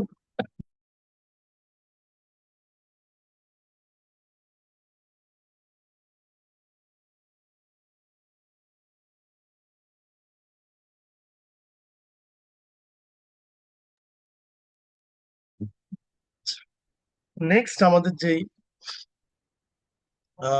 এটা আমি একটু বন্ধ করে দিই, হ্যাঁ। মার্কেটেবল সিকিউরিটিজ, আমি মার্কেটেবল সিকিউরিটিজ নিয়ে এতক্ষণ আপনাদের সাথে লম্বা ডিসকাশন করেছি। আমি আশা করি যে আপনাদের মার্কেটেবল সিকিউরিটিজটা আপনারা বুঝতে পারছেন, যেটা রেডিলি মার্কেটেবল, সহজ কথা, ইনস্ট্যান্ট আপনি এটাকে মার্কেটে সেল করে দিতে পারবেন। এবং মার্কেটেবল সিকিউরিটিজ যে সবসময় ট্রেজারি বিল হবে তাও কিন্তু না, জাস্ট ফর ইউর ইনফরমেশন, এটা শেয়ারও হতে পারে। যে স্যার শেয়ার, আমার কাছে অন্য কোম্পানির কিছু শেয়ার আছে, এটাকে কি আমি মার্কেটেবল সিকিউরিটিজ হিসেবে দেখাতে পারবো? অবশ্যই দেখাতে পারবেন, তবে এখানে একটা কথা আছে স্যার। কথাটা হচ্ছে ম্যানেজারিয়াল ইন্টেন্টটা কি। ম্যানেজারিয়াল ইন্টেন্ট মানে আপনি যে শেয়ারটা কিনছেন, আপনার ইন্টেনশন কি? আপনি কি এটা ক্যাশে কনভার্ট করে ফেলবেন অপারেটিং সাইকেল বা 1 বছরের মধ্যে, নাকি এটা আপনি আসলে 2 বছর 4 বছর 5 বছর পর্যন্ত লং টার্ম ইনভেস্টমেন্টের জন্য শেয়ারটা কিনছেন? যদি আপনার ইন্টেনশন হয় ইজ ফর লং টার্ম, এটাকে কখনোই কারেন্ট অ্যাসেটে দেখাবেন না। ঠিক আছে, এটা কারেন্ট অ্যাসেটের পার্টি না, that is investment. When you go for long term it is investment, not short term, long term investment. আর যদি আপনার ইন্টেনশন হয় যে না স্যার আমি শেয়ার কিনছি, শেয়ার, তারপরেও আমার ইন্টেনশন হচ্ছে অ্যাজ এ ম্যানেজার, আমার ইন্টেনশন হচ্ছে I will liquidate it, I will convert it into cash within the operating year, তাহলে আপনি এটাকে মার্কেটেবল সিকিউরিটিসে দেখাই দেন, কোনো প্রবলেম নাই। তার মানে এটাও একটা ইথিক্যাল জায়গায়, কিন্তু আপনার ইন্টেনশন আপনি ভালো বলতে পারবেন। তা আমরা বলি যে আপনি ইনভেস্টরকে যদি ইথিক্যালি ট্রু ইনফরমেশনটা প্রোভাইড করতে চান, তাহলে আপনি যে ইন্টেনশনে শেয়ারটা কিনেছেন ওই ইন্টেনশন অনুযায়ী আপনি রিপোর্টিংটা করবেন। হ্যাঁ, সেটা একটা জায়গা আর কি। আবার অনেক সময় এরকম হয় যে স্যার আমি তো ইনিশিয়ালি এটাকে কারেন্ট অ্যাসেট হিসেবে দেখাইছি, কারণ আমার ইন্টেনশন ছিল to sell it, but later on হয়তো মার্কেট খারাপ বা প্রাইসটা ফল করে গেছে, আমি আর সেল করতে পারি নাই। তো কোনো কারণে যদি আপনার এই ধরনের ইনভেস্টমেন্ট, যেটা আপনার ইনিশিয়াল ইন্টেনশন ছিল 1 বছরের মধ্যে বা উইদিন অপারেটিং সাইকেল আপনি এটাকে লিকুইডেট করে ফেলবেন, বাট যে কোনো সার্কামস্টেন্সের কারণে আপনি এটাকে লিকুইডেট করতে পারেন নাই, যদি কন্টিনিউ হয়ে যায়, তখন এটাকে রিক্লাসিফাই করে দেখাই দিতে হবে। এখন আর ওইটাকে কারেন্টে রাখা যাবে না, পরের বছরে এটাকে রিক্লাসিফাই করে কারেন্ট থেকে নন কারেন্ট অ্যাসেটে ট্রান্সফার করে দিতে হবে। ঠিক আছে, ইজ ইট ক্লিয়ার কি বলেছি? ওকে। রিসিভেবলস, রিসিভেবলস নিয়ে আসলে খুবই সিম্পল বিষয়। রিসিভেবল 2 রকমের হয়, হয় অ্যাকাউন্টস রিসিভেবল, অনেকে এটাকে ট্রেড রিসিভেবলও বলে, মানে আপনি আপনার প্রোডাক্ট বেচা কিনা করে, ধারে বেচা কিনা করছেন, সেটার বেসিস আপনার প্রোডাক্ট, আর কিছু না। এবং আরেকটা হয় যে স্যার নোটস রিসিভেবল। দুটার মধ্যে তফাৎ এতটুকুই, অ্যাকাউন্টস রিসিভেবলে কোনো ইন্টারেস্ট বিয়ার করে না, নোটস রিসিভেবলটা কিন্তু ইন্টারেস্ট বিয়ার। ঠিক আছে। অ্যাকাউন্টস রিসিভেবল কিরকম হয়? আপনি আমাকে বলছেন N60, তার মানে N60 মানে উইদিন 60 ডেজ এর মধ্যে যদি আপনাকে আমি পয়সা দিয়ে দিই, তাহলে আপনার সাথে আমার আর কোনো ইস্যু নেই, কোনো চার্জ নাই, কোনো পেনাল্টি নেই, কোনো ডিসকাউন্ট নেই, কিচ্ছু নেই। টেকনিক্যালি স্পিকিং আপনাকে আমি 60 দিন সময় দিচ্ছি আমার পেমেন্টটা করে দেওয়ার জন্য। কিন্তু অনেক সময় এরকম হয় 60 দিন পার হয়ে যাওয়ার পরেও আপনি আমাকে টাকাটা দিতে পারেন নাই, 61 দিনে পা দিবে। তখন অনেকে যেটা হয় সম্পর্কের বেসিস এটা আরো 30 দিন বাড়ায় দিতে পারে, আবার বাই রুলস এটা কিন্তু নোটস রিসিভেবলে কনভার্ট হয়ে যাবে তখন।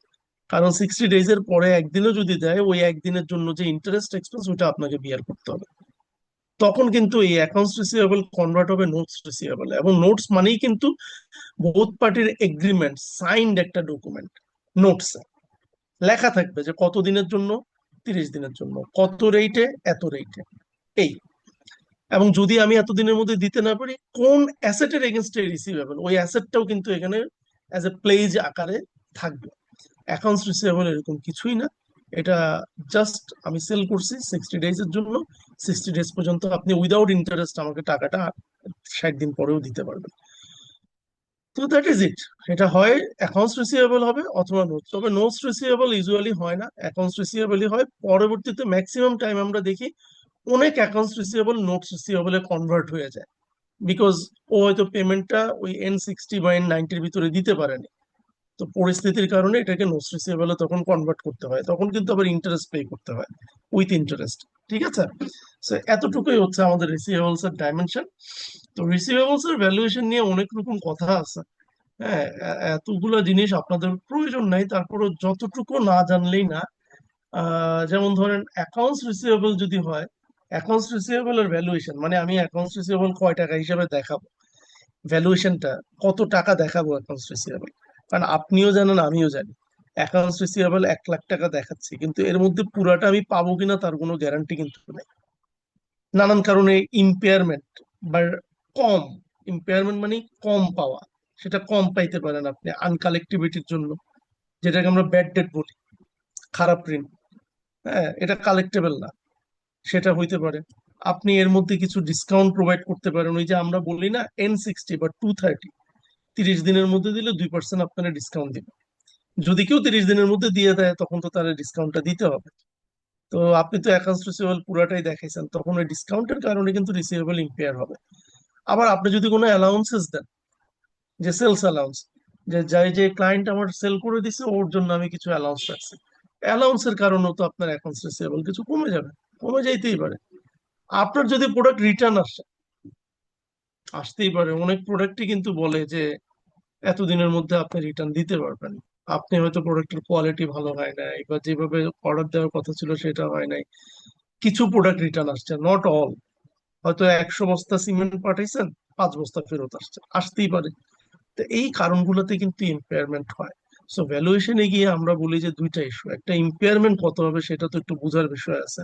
এটাকে আগে থেকে আমি বলতে পারবো না? বলতে পারবো না, কারণ আমি জানি 230 is the allowed discount, but the problem is কয়জন 30 দিনের মধ্যে দিবে সেটা তো আসলে আগাম বলা সম্ভব না। এখন ব্যাড ডেট কত পার্সেন্ট হবে, 5% হবে না 6% হবে না 2% হবে নাকি 1% হবে না, হাউ টু নো? জানার কোনো উপায় নেই। সো ভ্যালুয়েশন এটা একটা প্রবলেম তৈরি হয়। আর প্রবলেম মানে কি, আমাকে এটা অ্যাজাম্পশন করতে হয়, আমাকে ধরে নিতে হয় যে আমি ব্যাড ডেট রাখলাম 5%। কিসের বেসিসে? হিস্টোরিক্যাল, আমি আগের বছরের ডাটাগুলো চেক করি, আগের বছরের ডাটাগুলো চেক করে দেখি বছর বছর 4-5% আমার ব্যাড ডেট থাকেই। ওই হিসাবে আমি ধরে নিচ্ছি এই বছরও তাহলে 5% হবে। হ্যাঁ, এইভাবে কিছু অ্যাজাম্পশনের বেসিসে ভ্যালুয়েশনটা করতে হয়, আর কিছুই না। হ্যাঁ। তো এই ভ্যালুয়েশন ইম্পেয়ারমেন্ট করার ক্ষেত্রে দুইটা মেথড আছে, একটা অ্যালাউন্স মেথড, এই যেটা আপনাদেরকে মাত্র বললাম আমি, যে আমি অ্যালাউন্স রেখে দিচ্ছি 5% allowance for bad date, 5% allowance for let's say আমার ডিসকাউন্টের জন্য, রিটার্নের জন্য 5% অ্যালাউন্স, সব অ্যালাউন্স, কিন্তু এটা প্রভিশন, আপনি রেখে দিচ্ছেন, নাও হইতে পারে কিন্তু। যদি না হয় এগুলো কিন্তু আবার রিলিজ হয়ে যাবে, তখন কিন্তু আবার আবার আপনার নেট ইনকাম বলেন, নেট প্রফিট বলেন, সেখানে একটা ভালো রকমের, কারণ যখন প্রভিশন রাখেন ওটা কিন্তু নেট ইনকাম কমায় ফেলে, আপনার ইনকাম থেকেই তো আপনি প্রভিশন রাখেন, তাই না? যেটা রাখতে পারেন অ্যালাউন্স মেথডে। আরেকটা হয় ডাইরেক্ট রাইট অফ, মানে কোনো অ্যালাউন্স ট্যালাউন্স রাখবো না, ডাইরেক্ট কমাই দিব, একদম ডাইরেক্ট রাইট অফ। তো এটা কখন হয়? যখন আপনার রিসিভেবলসটা ম্যাটেরিয়াল না, মানে খুব সিগনিফিকেন্ট কোনো রিসিভেবল না যে কোটি কোটি টাকার রিসিভেবল, সামান্য কিছু অ্যাকাউন্টস রিসিভেবল, এটার জন্য আমার অ্যালাউন্স মেথডে যাব, ধুর একটা লামসাম ধরে মাইনাস করে রেখে দিই। তো রিসিভেবলই 10,000 টাকা, আপনি মাইনাস করলে কতই করবেন, 500, 1,000? তো যদি রিসিভেবলটা ইমম্যাটেরিয়াল হয়, খুব ইনসিগনিফিকেন্ট হয়, হ্যাঁ, সেই ক্ষেত্রে আপনি ডাইরেক্ট রাইট অফে যেতে পারেন, এটা কোনো বড় বিষয় না। তো এই দুটা মেথড আমরা ইউজুয়ালি ফলো করি। ঠিক আছে। আর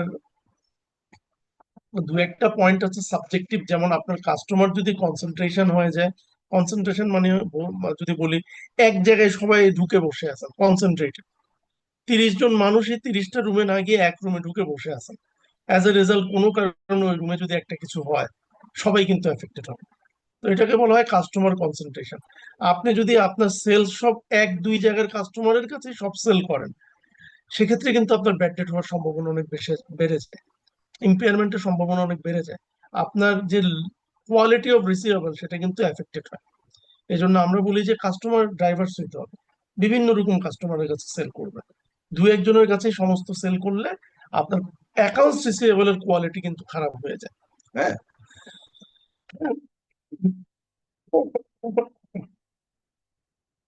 আচ্ছা, এই রিসিভেবলের সাথে রিলেটেড কিছু রেশিও আছে, আমি এটাতে একটু পরে আসছি। আমরা শুরুতে বেসিক রেশিও গুলোতে যাব। বেসিক রেশিও কোনগুলা? ওই যে আমরা বলছি যে আমাদের কারেন্ট অ্যাসেট আর কারেন্ট লাইবিলিটি। তো আমরা যখন কারেন্ট অ্যাসেট কারেন্ট লাইবিলিটি দিয়ে আমার কোম্পানির লিকুইডিটি বোঝার চেষ্টা করি যে আমি আসলে আমার শর্ট টার্ম অব্লিগেশন ফুলফিল করতে পারবো কিনা, একেবারে প্রথম রেশিওই আমরা দেখি এটা current asset divided by current liability. তার মানে আমার কারেন্ট লাইবিলিটি যদি 100 টাকা হয়, তার এগেনস্টে কারেন্ট অ্যাসেটও যদি হয় 100 টাকা, 100 ডিভাইডেড বাই 100 রেশিও আসবে 1। এটার অর্থ দাঁড়ায় প্রতি 1 টাকা কারেন্ট অব্লিগেশনের জন্য আমার 1 টাকার কারেন্ট অ্যাসেট আছে। Fair enough.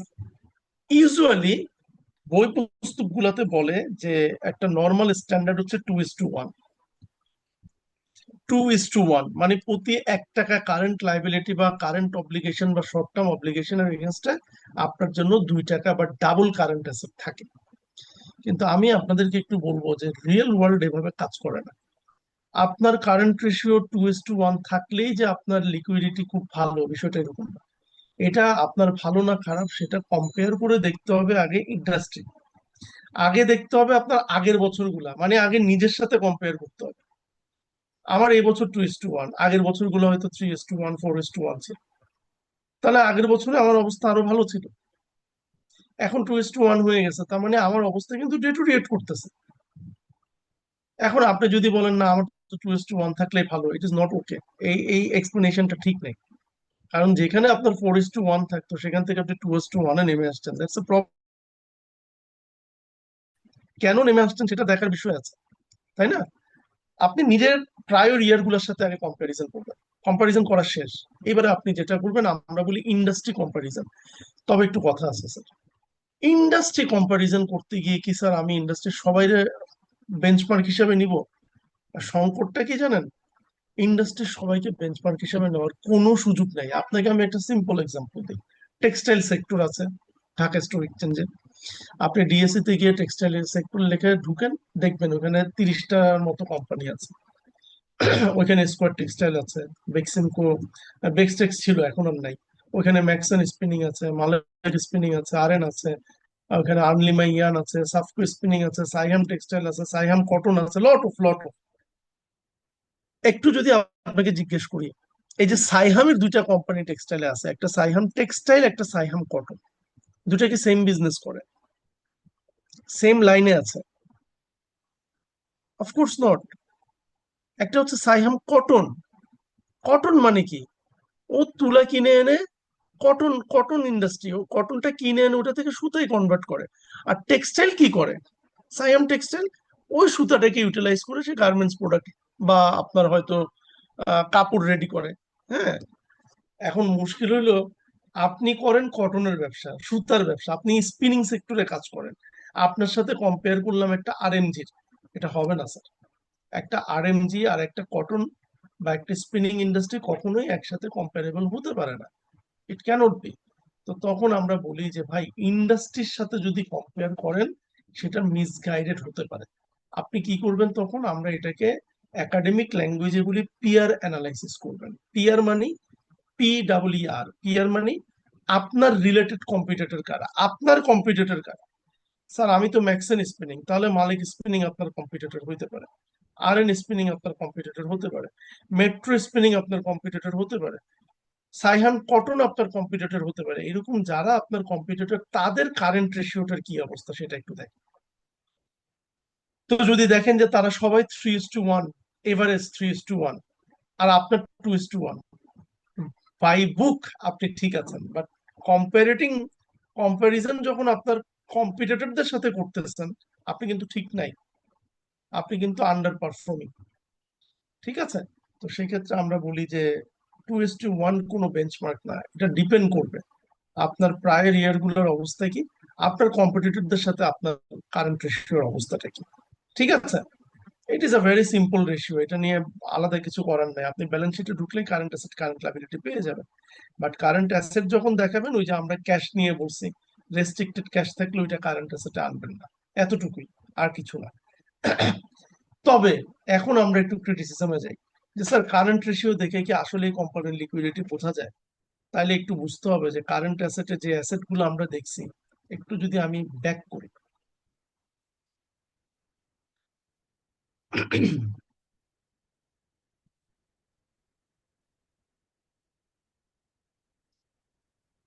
হ্যাঁ, এখানে সব কি আসলে লিকুইড কি? আপনি একবার চিন্তা করে দেখেন, ইনভেন্টরি এর মধ্যে সবচেয়ে লিকুইড আইটেম হচ্ছে ইনভেন্টরি। ইনভেন্টরি কি লিকুইড? আপনি কি চাইলে ইনভেন্টরি সেল করে ক্যাশে কনভার্ট করতে পারবেন? Is it that easy? আপনার, আমরা যেহেতু কটন নিয়ে কথা বলতেছি, স্পিনিং, আমি কটন নিয়েই কথা বলি। আপনার র মেটেরিয়াল কি কটন বা তুলা, আপনি প্রচুর কটন কিনে গোডাউনে রেখে দিচ্ছেন, সাডেনলি আপনি ইনভেন্টরি এমন একটা ইমার্জেন্সি হয়েছে, আপনি কটন গুলো বা ইনভেন্টরি সেল করে হলেও আপনার ইমার্জেন্সিটা আপনি মিট করতে চান, আপনি চাইলেই কটন বাজারে বিক্রি করে দিতে পারবেন? It is quite difficult. কে কিনবে? Number one. নাম্বার টু, আপনি যদি বিক্রিও করেন, আপনি মার্কেট ভ্যালুতে সেল করতে পারবেন না, আপনাকে ডিসকাউন্টেড প্রাইসে সেল করতে হবে। ডিসকাউন্টেড প্রাইসে, অফকোর্স ডিসকাউন্টেড প্রাইসে। তাহলে এগেইন এটা লিকুইডিটির ডেফিনেশন হারায়। লিকুইডিটি মানে কিন্তু এটা না যে আমি কত তাড়াতাড়ি একটা অ্যাসেটকে ক্যাশে কনভার্ট করে ফেলবো। লিকুইডিটির মানে কিন্তু অ্যাসেট ক্যাশে কনভার্ট হবে, বাট ওর ভ্যালু কিন্তু আপনি সিগনিফিকেন্টলি ডিক্লাইন। এখন নইলে যদি বলেন আমার 5 তলা বিল্ডিং আমি 5 লাখ টাকা হলে বেচে দিব, সাথে সাথে সেল হয়ে যাবে, তার মানে কি এই building liquid? It's not liquid. ঠিক আছে?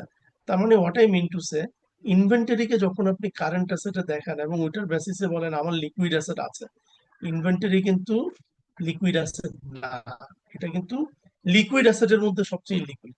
অ্যাজ এ রেজাল্ট আমরা বলি আপনি যদি একটু কনজারভেটিভ অ্যাপ্রোচে যান, তাহলে ইনভেন্টরিটা বাদ দিয়ে দেন। ইনভেন্টরিটা যদি আপনি বাদ দিয়ে দেন, তাহলে আপনি যে রেশিওটা পাবেন সেটাকে আমরা বলি অ্যাসিড টেস্ট রেশিও। একটু যদি আপনাদেরকে দেখাই, কারেন্ট অ্যাসেট থেকে ইনভেন্টরি বাদ, এখন যেটা আসতেছে এটা অ্যাসিড টেস্ট বা কুইক রেশিও। এই রেশিওতে যেটা অ্যান্সার আসবে, এটা কিন্তু আপনার কারেন্ট লাইবিলিটি বা কারেন্ট অব্লিগেশন ফুলফিল করার জন্য আপনার কি পরিমাণ লিকুইড অ্যাসেট আছে সেটাকে আরো বেটার বা আরো কনজারভেটিভ ভাবে প্রেজেন্ট করে। ঠিক আছে? নইলে এখন এমনও হয়, সত্যি কথা বললে আমি নিজে কাজ করতে গিয়ে দেখছি প্রচুর কারেন্ট অ্যাসেট, কারেন্ট রেশিও আসছে 1:4:1, মানে প্রতি 1 টাকা লাইবিলিটির এগেন্সে 4 টাকা কারেন্ট অ্যাসেট। কিন্তু পরে আমি অ্যানালাইসিস করে দেখলাম কারেন্ট অ্যাসেটের 75% ইনভেন্টরি, অনলি 25% ইজ আদার। তো যদি ইনভেন্টরি বাদ দিয়ে দিই, আমার 4:1 থাকবে না তো, it will be way below. So আমরা বলি যে একটু কনজারভেটিভ হতে হবে, ইনভেন্টরিটা বাদ দিয়ে দিতে হবে। এরপরে কথা আছে স্যার শুধু ইনভেন্টরি বাদ দিয়ে দিব, আমরা বলি যদি আরো কনজারভেটিভ হতে চান বা একেবারে রিয়েল অবস্থাটা বুঝতে চান, রিয়েল অবস্থা যে আপনার আসলে কারেন্ট অব্লিগেশন ফুলফিল করার মতো অবস্থা কি, তাইলে আমরা বলি ইনভেন্টরির সাথে সাথে অ্যাকাউন্টস রিসিভেবলটাও বাদ দিয়ে দেন। কারণ অ্যাকাউন্টস রিসিভেবল আপনি আদৌ পাবেন কি না, পাইলে কয় টাকা পাবেন, কখন পাবেন, আমরা একটু আগে আলোচনা করে আসছি, ইম্পেয়ারমেন্ট, লট অফ আনসার্টেনটিজ আর দেয়ার। এটাকে লিকুইড অ্যাসেটের মধ্যে রাখলে কিন্তু আপনার লিকুইডিটিকে ভালো মতো মেজার করা যায় না। তা আমরা বলি যে আপনি ইনভেন্টরিও বাদ দিয়ে দেন, আপনি অ্যাকাউন্টস রিসিভেবলও বাদ দিয়ে দেন। দুইটা বাদ দিয়ে দেওয়ার পরে আমার কাছে থাকে কি? আমরা বলি আমার কাছে থাকবে শুধু ক্যাশ আর মার্কেটেবল সিকিউরিটিজ, আর যদি কোনো প্রিপেইড এক্সপেন্স থাকে, এটাকে বলা হয় ক্যাশ রেশিও। তার মানে একদম ক্যাশ রেশিও, এখানে আর কোনো ইলিকুইড কিছু নাই। ওই রেশিওটা কিন্তু আপনার আসলে কারেন্ট অব্লিগেশনকে ফুলফিল করার মতো কারেন্ট লিকুইডিটির অবস্থাটাকে ট্রুলি বা সিগনিফিকেন্টলি রিপ্রেজেন্ট করে। তা আমরা যখন কোম্পানির লিকুইডিটির অবস্থা বুঝতে চাই, আমরা প্রথমে কারেন্ট রেশিও করি ট্রু, এরপরে ওটাকে একটু ন্যারো করে আনি, আমরা ন্যারো করে একটু অ্যাসিড টেস্ট বা কুইক রেশিও করি, এরপরে ওটাকে আমরা আরো ন্যারো করে আনি, আরো ন্যারো করে ওটাকে আমরা ক্যাশ রেশিওতে কনভার্ট করি, তারপরে আমরা কম্পেয়ারটা করতে পারি যে অবস্থাটা কি। বুঝতে পেরেছেন? স্যার কারেন্ট রেশিওটা আমি যদি বলি ক্যাশ ফ্লো স্টেটমেন্ট থেকে করলে তো সবচেয়ে বেটার হয় sir. Cash flow statement balance শিটের ফিনান্সিয়াল স্টেটমেন্টের ক্যাশ ফ্লো থেকে তো রেশিওটাও বেটার হয় সবচেয়ে। একটা ফিনান্সিয়াল স্টেটমেন্টের 5টা কম্পোনেন্টের মধ্যে সবচেয়ে হাইলি ইফেক্টিভ হচ্ছে আপনার ক্যাশ ফ্লো স্টেটমেন্ট দেখে সবচেয়ে কোম্পানিটা করা যায় আর কি। ক্যাশ ফ্লো স্টেটমেন্টটা তো আসলে আপনার আলাদা স্টেটমেন্ট, ওটা পার্ট অফ ব্যালেন্স শিট না, এটা হচ্ছে ফার্স্ট কথা, তাই না? আর ক্যাশ ফ্লোর ভিতরে আমরা যে কাজটা করি আসলে আমরা এটাকে তিনটা ভাগে ভাগ করে ফেলি। একটা হচ্ছে cash operating flow from operation, একটাকে আমরা ফাইন্যান্স। ইনভেস্টমেন্ট বলি, আর একটা আমরা ফাইন্যান্সিং অ্যাক্টিভিটিস বলি, তাই না? আমরা কিন্তু ক্যাশ ফ্লো ফ্রম অপারেশনটাতে ফোকাস করি যদি লিকুইডিটি নিয়ে কথা বলি। ইনভেস্টমেন্ট বা ধরেন ফাইন্যান্সিংটাকে কিন্তু আমরা লিকুইডিটির মেজারমেন্টে আনি না। কেন আনি না? কারণ ওখানে সব লং টার্ম ইস্যু, সব লং টার্ম। কিন্তু ক্যাশ ফ্লো ফ্রম অপারেশনটার ভিতরে কি থাকে? মূলত ইনকাম স্টেটমেন্টকে ফোকাস করে ওইখানে, যে আমার অপারেশন থেকে ক্যাশের কি অবস্থা, এবং ওইখানে আমার যে নেট ইনকাম থাকে ওইটার সাথে আমরা অ্যাড ব্যাক করি। কি অ্যাড ব্যাক করি? আমাদের নন ক্যাশ যে ট্রানজেকশন গুলো থাকে সেগুলোকে অ্যাড ব্যাক করি, এবং আমার নেট ওয়ার্কিং ক্যাপিটাল বা ওয়ার্কিং ক্যাপিটালের চেঞ্জেস গুলা, তাই না? ধরেন আমার ইনভেন্টরি ছিল 100 টাকা গত বছর, এবছর হয়েছে 150 টাকা, চেঞ্জেস কত? 50 টাকা। কতটুকু কতটুকু কতটুকু? 50 টাকা যেহেতু ইনভেন্টরি বাড়ছে, এর মানে আপনার ক্যাশ কমছে, আপনার কিন্তু ওই চেঞ্জেসটা মাইনাস করে দিতে হবে ক্যাশ ফ্লো অপারেশন থেকে। হ্যাঁ, এক কথায় স্যার ক্যাশ কতটুকু ইন হলো, ক্যাশ কতটুকু আউট হলো। জি। তো সেটা তো ধরেন ক্যাশ, আপনি ক্যাশ পাইলেন, কিন্তু মার্কেটেবল সিকিউরিটিসটার যে সিনারিওটা ওটা আবার ওখানে পাবেন না। আবার ধরেন ওইখানে ওই যে চেঞ্জেস ইন ইনভেন্টরি আসতেছে, চেঞ্জেস ইন অ্যাকাউন্টস রিসিভেবল আসতেছে, আমরা কিন্তু চাচ্ছি যে ইনভেন্টরি অ্যাকাউন্টস রিসিভেবল বাদ দিয়ে চিন্তা করতে, কারণ এই দুইটা আসলে খুব আনসার্টেন। মানে আপনি আসলে ইমার্জেন্সি হইলে আসলে এগুলাকে ক্যাশে কনভার্ট করে আপনার ইমার্জেন্সি মিট করতে পারবেন কিনা, that remains a very uncertain thing. আরো কথা আছে sir, industry to industry inventory তো ভ্যারি করে।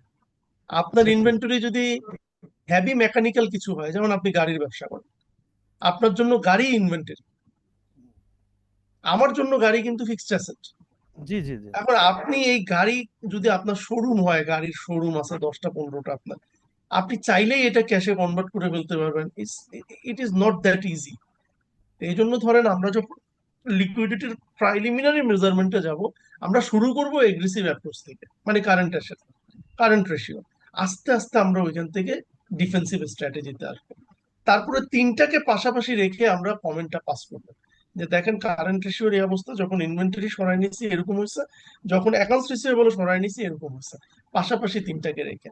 ঠিক আছে? তখন তখন মানে মেন যে ক্যাশটা লিকুইড তখন ওইটার ফোকাস আসবে আমার কতটুকু ক্যাশ আছে আর কি। রাইট, তিনটা রাইট, তিন রাইট। তখন তিন ভাবে আমি ওই ফোকাসটা করতে অ্যানালাইজটা করতে পারি আর কি। জি, জি। তো তাহলে আমরা, এই হলো আমাদের সামারি, যে আমরা এখান থেকে কোন কোন রেশিও গুলা দেখবো। তা আমরা নিচের থেকে শুরু করছি কারণ ওগুলো মোর রিলেভেন্ট ছিল। এই যে ওয়ার্কিং ক্যাপিটাল, মানে আপনার কাজ চালানোর মতো ক্যাপিটাল কেমন আছে, আমরা বলি current asset minus current liability. Extra যে কারেন্ট অ্যাসেটটা আছে ওইটাই আপনার ওয়ার্কিং ক্যাপিটাল, যত বেশি থাকবে তত ভালো। বাট অ্যাগেন আমি যেটা বলছিলাম, আপনার কারেন্ট অ্যাসেটের যদি বেশি থাকে ইনভেন্টরি আর অ্যাকাউন্টস রিসিভেবল, এটা আবার মিসগাইডিং হবে, থাকতেই পারে। হ্যাঁ, যেমন আপনি যদি ম্যানুফ্যাকচারিং কোম্পানি হন আপনার এক ব্যাপার, আপনি যদি আবার ম্যানুফ্যাকচারিং না হয়ে যদি আপনি ধরেন, আমি একটু দেখাই আপনাদেরকে, অপারেটিং সাইকেল যখন দেখাচ্ছিলাম তখন একটু দেখাইলে ভালো হতো। এই যে আবার যদি আপনার যদি স্যার রিটেল বা হোলসেল বিজনেস হয়, আপনি কিনেন, মার্চেন্ডাইজিং আর কি, আপনি কিনেন বেচে দেন, আপনার ইনভেন্টরির প্যাটার্ন তো ডিফারেন্ট। এখন আপনার কারেন্ট অ্যাসেটের ভিতর প্রচুর ইনভেন্টরি থাকবে, এটাই স্বাভাবিক, এটা অস্বাভাবিক কিছু না। হ্যাঁ যারা স্টক বিজনেস করে তারা সম্পূর্ণ তো স্টকই থাকে স্যার, তাদের কারেন্ট মানে লিকুইডের মানে তার থাকার স্কোপই থাকে না স্যার। এক্স্যাক্টলি। তো এখন ধরেন ওদের জন্য যদি বলেন ওয়ার্কিং ক্যাপিটাল কি, কারেন্ট অ্যাসেট মানে টেকনিক্যালি কারেন্ট অ্যাসেট না, ওটা inventory minus current liability, inventory itself is not liquid. তারপরেও আমরা এই বেসিসে যাব। তো আমরা উপরের গুলা, হ্যাঁ, এই যে ডে সেলস ইন রিসিভেবল আর ডে সেলস ইন ইনভেন্টরি, মানে ইনভেন্টরি আর রিসিভেবল নিয়ে দুইটা চারটা রেশিও আমাদের আছে। মূলত আমরা এগুলাতে কি দেখার চেষ্টা করি? আমরা দেখার চেষ্টা করি আমার যে রিসিভেবলটা সেটা আমি কত দ্রুত ক্যাশে কনভার্ট করে নিয়ে আসতে পারি। অ্যাকাউন্টস রিসিভেবল টার্ন ওভার, মানে বছরে কতবার আমার রিসিভেবল টার্ন ওভার হয়। অ্যান্সার যদি 7 আসে, তার মানে বছরে আপনি 7বার সেলস থেকে রিসিভেবল কনভার্ট হয়, এবং সেই রিসিভেবল 7বার ক্যাশে কনভার্ট হয়। রিসিভেবলের টার্নওভার যত বেশি হয় কোম্পানির জন্য তত ভালো লিকুইডিটির মেজারমেন্ট হয়। তো সেটা আমরা দেখবো। আমরা অ্যাকাউন্টস রিসিভেবল টার্নওভারের পাশাপাশি ইনভেন্টরি টার্নওভারও দেখবো। তার মানে আমার ইনভেন্টরিটা বছরে কতবার টার্নওভার হয়, কতবার আমার ইনভেন্টরিটা আমি প্রোডাক্টে কনভার্ট করে সেটাকে সেলে কনভার্ট করতে পারি, ইফিসিয়েন্সি। তো এটাই, এই দু চারটা রেশিও আমরা যদি দেখি, আমি আজকে আপনাদেরকে স্লাইডটা প্রোভাইড করে দিব, আপনারা একটু রেশিও গুলো দেখবেন। হ্যাঁ, এখানে জাস্ট বেসিক কিছু ফর্মুলা আছে, যে ডে সেলস ইন রিসিভেবল, আপনার গ্রস রিসিভেবলটা লাগবে ডিভাইডেড বাই এভারেজ সেলস, আমরা যেটাকে বলি এভারেজ, সারা বছরের এভারেজ সেলস। হ্যাঁ, এখানে একটু বলে নেই যে কেন স্যার এভারেজ সেলসটা নিচ্ছি, কারণ আমরা যখন ব্যালেন্স শিটের সাথে ইনকাম স্টেটমেন্ট আইটেম নিয়ে কাজ করি, সবসময় মনে রাখবেন ব্যালেন্স শিটে যেটা দেখেন আপনি, ধরেন আপনি রিসিভেবল দেখতেছেন, এটা কিন্তু সারা বছরের রিসিভেবল না, ওই 31শে ডিসেম্বর তারিখে রিসিভেবল কত আছে, সারা বছরে কোন তারিখে কত ছিল সব রিসিভেবলের ডাটা কিন্তু আপনার কাছে নাই। 31শে ডিসেম্বর যেটা ছিল ওইটাই আপনি রিপোর্ট করছেন। সেলস এর কেস কিন্তু ডিফারেন্ট। আমরা যখন বলি সেলস এত, এটা কিন্তু সারা বছরের সেলস, জানুয়ারির এত তারিখে কয় টাকা সেলস হয়েছে, ফেব্রুয়ারিতে কত সেলস হয়েছে, সবগুলোর সামেশন। রিসিভেবল কিন্তু সারা বছরের সামেশন না, ওই একটা পার্টিকুলার টাইমে যেদিন আপনি রিপোর্টিং করবেন ওই দিন রিসিভেবল কত। তার মানে আপনি ব্যালেন্স শিটের আইটেম নিচ্ছেন একটা নির্দিষ্ট দিনের, কিন্তু ইনকাম স্টেটমেন্টের আইটেম নিচ্ছেন সারা বছরের। এই জন্য আমরা বলি যে তাইলে সেলসটাকে একটু এভারেজে কনভার্ট করে নেন, তাইলে আমরা ডেইলি এভারেজ সেলসটা বুঝতে পারবো, এবং যেহেতু ওই পার্টিকুলার ডে রিসিভেবল, দুটাকে ম্যাচ করা আমাদের জন্য ইজি হবে। তো এই জন্য ফর্মুলাটা এরকম, gross receivable divided by average net sales, আমার এভারেজ নেট সেল কত। হ্যাঁ, তো সেইটা আপনারা একটু ফর্মুলাটা দেখবেন। আজকে যেহেতু অনেকটা রাত হয়ে গেছে, এটা ম্যাটার অফ 5 to 10 মিনিটস আমাদের আর লাগবে সর্বোচ্চ। আপনারা, আমি স্লাইড আজকেই দিয়ে দিব, আপনারা দেখবেন। আমরা নেক্সট দিন এখান থেকে শুরু করে আমরা চলে যাব আমাদের লেভারেজ রেশিওতে। হ্যাঁ, সো তাহলে যদি সব ঠিক থাকে, আপনাদের কোনো কুইরি থাকলে আপনারা করতে পারেন, না থাকলে আমরা এখানে আজকে এই শেষ ওয়েব করে ক্যাম দিব। কিন্তু অন রাখতে হবে। আপনারা যারা প্রফেশনাল তাদের কিন্তু এইগুলো রেকর্ড থাকে, এবং আপনারা যদি কখনো এক্সামে খারাপ করেন তখন আপনারা এই ওয়েব ক্যাম অফ থাকার কারণে কিন্তু আপনাদের সমস্যা হবে। ক্লাসগুলোতে আপনারা কোশ্চেনের আনসার, এই ইভেন স্যার কিন্তু আপনাদের যখন জিজ্ঞেস করে তখন ওই যেই সমস্ত কনফিউশন আইটেমগুলো এগুলো লিখে রেখে জিজ্ঞাসা করে ক্লাস শেষে কিন্তু আনসার দিলে, আনসার পেলে আপনাদেরও সুবিধা, ইভেন আপনারাও কিন্তু বুঝতে পারবেন। ওই শুরুর দিকে এটা আপনার জন্য একটু কষ্ট হবে, তখন সময়টাও নষ্ট হয়। আপনার কোশ্চেন গুলো লিখে রাখেন, এবং ওইটা স্যার যখন টাইম দেয় যে আপনাদের কারো কোনো কোশ্চেন আছে কিনা, তখন আপনার এই টপিক গুলো জিজ্ঞাসা করলে একজনের কোশ্চেন করলে দেখা যায় আরেকজনের উপকার হতে পারে এটা। আর এটা তো প্রফেশনাল, এই জন্য আপনারা একবারে শুধু শুনবেন আর কোনো কোশ্চেনও করবেন না, এটা তো হয় না, যতই ভালো ক্লাস হোক কিছু তো কনফিউশন থাকতেই পারে। হ্যাঁ, তো এই জন্য প্রত্যেকটা সেশনেই কিছু আপনাদের কিছু কোশ্চেনও কিন্তু যেন থাকে, একটা একজন এক একটা করে কোশ্চেন করতে পারেন। এমন না যে আননেসারি কোনো কোশ্চেন দরকার নাই। তো আপনাদের ক্লাস কেমন লাগছে, কোনো সমস্যা হচ্ছে কিনা বলেন সবাই, নাকি ঘুমায় পড়ছেন কেউ? আলহামদুলিল্লাহ প্লাস 100+। না, অনেক রাত্রে তো অনেকে আবার আমার মনে হয় যে ইয়ে হয়ে যায়, টায়ার্ড হয়ে যায়। আমি আপনাদের ওই চ্যাট বক্সে দুটো লেকচারই দিয়ে দিয়েছি। হ্যাঁ, আপনারা ওটা একটু ডাউনলোড করে নিন। এই যে আপনাদের চ্যাট বক্সে থ্যাংক ইউ আছে মনে স্যার। হয়, এটা এখনই ডাউনলোড করে ফেলতে পারেন।